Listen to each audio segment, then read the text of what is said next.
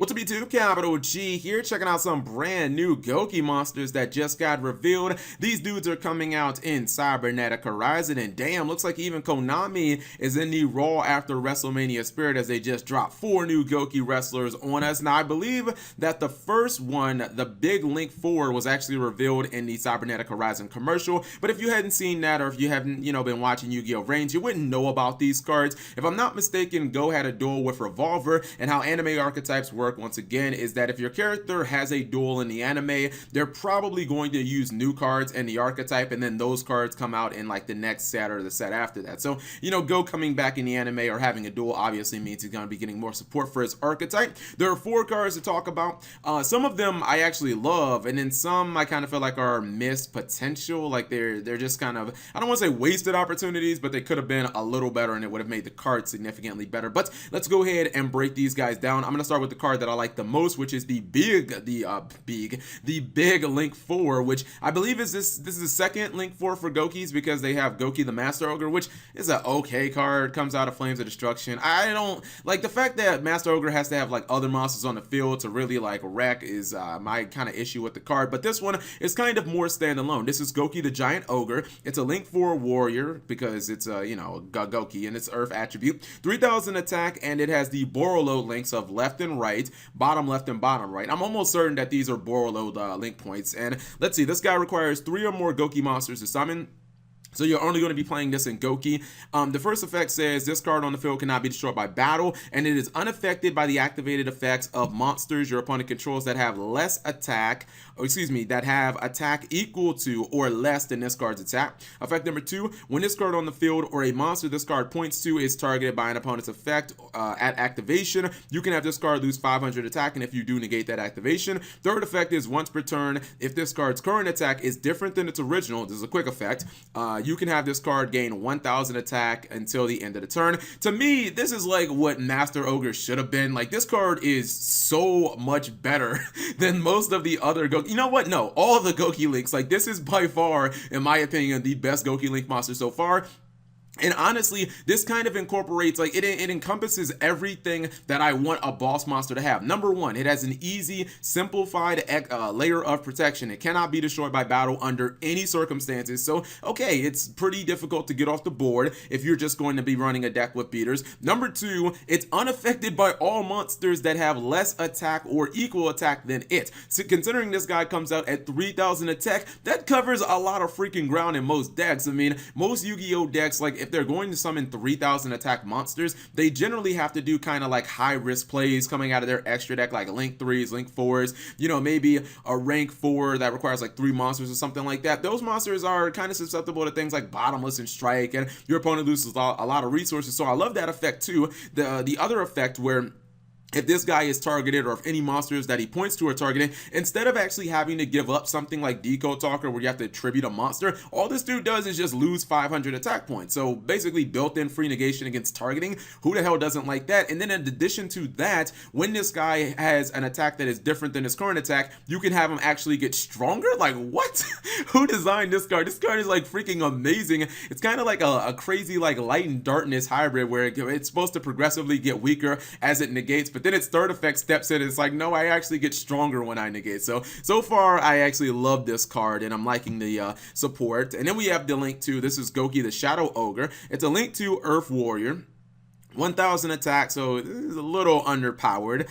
It points top and bottom, and it requires 2 Gouki monsters. Once per turn, when a monster this card points to activates its effect, quick effect, you can negate that activation, and if you do, destroy it, then special summon 1 Gouki monster from your graveyard, except another copy of Shadow Ogre. So this is a card where I'm not really sure on, because its link points are not really good, but I understand why it points up towards your opponents. It's so that, I guess hypothetically, you can summon this and you can link it towards one of their monsters. Maybe you can try to force that monster to activate or something like that, or you can kind of stun it where it wouldn't be able to activate, where if it did, you just blow it up and then summon a monster from your graveyard. The problem is, to me, This card seems incredibly easy to play around, and if it was just a stepping stone monster like Gouki Jet Ogre, which is the other link to, then, when that guy goes to the graveyard, he powers up your Gouki monsters on field, so I kind of get why, you'd summon it. You really summon it just to go into like the link 4s and the link 3s. With this card, I kind of feel like they want you to keep it on the field for a while, and it only has 1,000 attack, so it's not like it's going to be that easy to protect this damn thing. At least with a card like Giant Ogre, he has like 3,000 attack, and he can't be destroyed by battle, so I don't actually feel like this card's gonna serve its purpose of like negating a bunch of things. I feel like your opponent just won't summon in that column, and if they already have a monster in that column, they just won't activate it. And also, again, this guy can just be attacked really easily. If you pull off its effect, that's pretty cool, but I don't know, I don't really think the card's gonna be all that good, honestly. Next up, we have Gouki Moonsault, and this is a level 6 Earth Warrior monster. It is 1900 attack and 0 defense, and you know what? We're still giving shoutouts to Mask Chameleon, because I'm going to go to my grave still saying that Mask Chameleon theoretically should be good in Gouki's ban. Like, the entire archetype is like 0 defense monsters. Like, Mask Chameleon should be so good in this deck, but it's just, the only reason it's not is because you really need your normal summon in Gouki, and it generally has to be with a Gouki monster, or it has to be with like Goblinberg or something that basically let you special summon something else from your hand, like another Gouki monster. The first and second effects are hard once per turns, and first effect says you can reveal this card from your hand, then target one Gouki monster you control, except another copy of Moonsault, special summon this card from your hand, and if you do, return that target to your hand. Second effect, you can target one Gouki Leak monster in your graveyard, return it to your extra deck, then you can add one Gouki monster from your graveyard to your hand. This card actually is really, really good. I just think that there is one small thing Konami missed, and honestly, it's not even a small thing. It's a pretty major thing that I don't understand why they kind of omitted it from the card. Why does this card not float? Like, I saw that and I was like, wait, what? Are we now making Gouki monsters like regular effect monsters in the main deck that don't float? Because I kind of thought that that was the trope of Goukis. I kind of thought that that was their thing, is the fact that when they leave the field and they hit the graveyard, whether they're, destroyed by battle or card effect, or whether you link summon with them, they end up floating like Burning Abyss. And that was like one of the best things about the archetype is, you could send them to the graveyard, you could link summon, you could search out Rematch, which is still like one of the best. That's the best card in the archetype, like bar none. And then you could like make really strong pop-off plays, and I don't know why they took that out of this card. Now, the fact that it's level 6, some people might complain about that. I used to complain about high level monsters in Gouki back in the day, but then I actually thought about it. I was like, wait a minute, if all the Gouki monsters had like low levels and they were all the same, then, Gouki Rematch, which is the best card in the archetype by far, really wouldn't work consistently. So this card does special summon itself, and it seems relatively easy.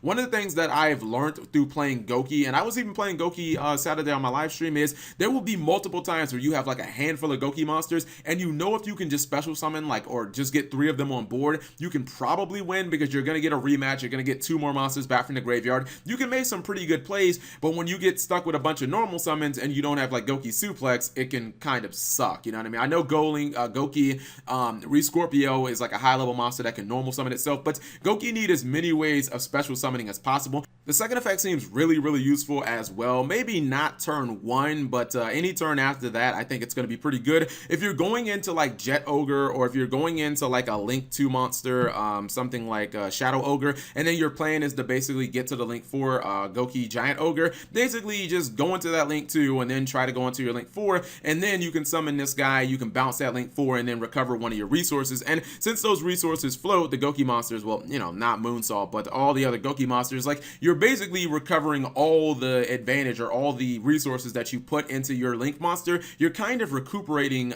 really well, and I definitely like that. Again, I just don't understand why this card doesn't float. Like, this card could have been ridiculously amazing. I think it's just a good card instead. Then we have the last card, which is Gouki Trainer. Okay, it's a level 1. Is this the second? I feel like this is the second level 1 Gouki. Maybe people will run 1 for 1. Well, I guess it depends on how good this card is. Earth Warrior, 0 attack, 0 defense. The first effect is the hard once per turn. If you control no monsters, you can reveal this card from your hand, then target one Gouki Link monster in your graveyard. Special summon this card from your hand, then special summon that target, and if you do, that monster loses 500 attack. Effect number 2, if you control a Gouki Link monster, this card cannot be destroyed by battle. That second effect seems kind of unnecessary, to be honest. Like, what are the real plans of you keeping this card on the field? Like, what purpose does it serve? It has 0 attack, 0 defense. It really seems like the whole whole point of this card is to just get itself on the field so that you can just continue like your link plays. This is another card that does not float, and it's really strange. I mean, this card to me seems too situational. Like, yes, it does special summon itself inherently, but number one, you have to have a Gouki Link monster in your graveyard, and then number two, you have to have an empty field on top of that. That's too situational. If it was just one of the two, I could see that, but you know, to have two of the two and then not float, like, I'm really not feeling it. So I think that you will run Moonsault. I don't think that you'll run Trainer, and I think that like the Giant Ogre is basically a win condition in my opinion. That card is so good.